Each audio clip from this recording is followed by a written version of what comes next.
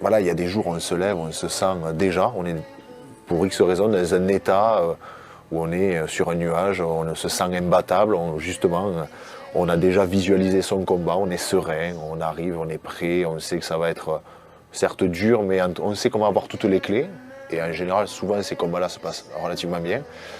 Et puis il y a des jours, on se lève avec un peu plus de doute, et tout se commence mal, ou alors on a de la chance d'avoir quelqu'un en face qui doutait encore plus. Je dirais à un combattant d'arts martiaux, un pratiquant, vas-y, il faut un bon mental pour gagner.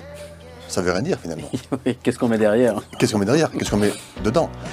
Dans l'action, c'est quand même compliqué en tant que sportif de prendre le recul nécessaire pour voir les erreurs que l'on est en train de faire, victoire.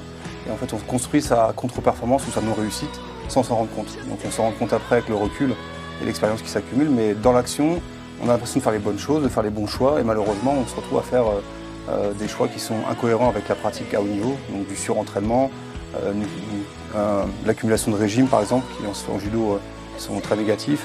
Donc on fait des erreurs sans s'en rendre compte. Si on prend l'exemple du tir, les tireurs estiment l'importance du mental à 90% de la performance. Si on prend d'autres disciplines qui sont plus liées à un effort physique important, le ratio va être différent. L'interdépendance, elle existe, par contre, il y a une interaction sur la performance, ça c'est évident. On peut entraîner le mental au même titre que le physique, et c'est l'équilibre à trouver pour un sportif de haut niveau. De ne pas mettre l'accent sur le physique au détriment du mental, et inversement.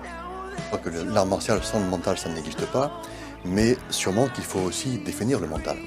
Et peut-être que pendant très longtemps, ça a été un petit peu empirique. Je fais pas mal de visualisations en fait de la veille du combat où je revois mes enchaînements favoris, je me mets dans un état de confiance en fait, je m'endors serein, je me lève serein et j'essaye. En France, les choses ont un petit peu changé, ça commence à se démocratiser en termes de préparation mentale, de suivi psychologique et on trouve maintenant des staffs qui ont la logique d'avoir un préparateur physique, un préparateur mental, un diététicien. Et c'est vrai que des fois ça pourrait être...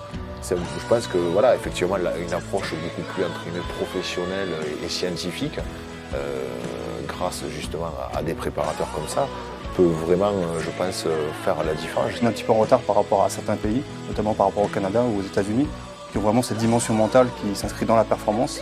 Donc il faut s'entourer.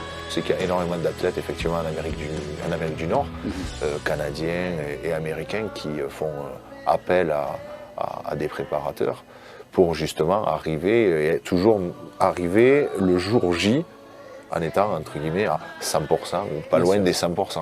Et avec ce genre de démarche scientifique, on arrive à remplir justement les cases du mental pour arriver à des résultats concrets.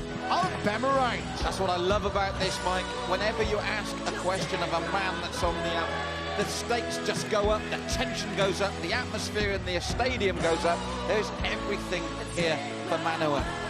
Everything to lose in one respect. That's what makes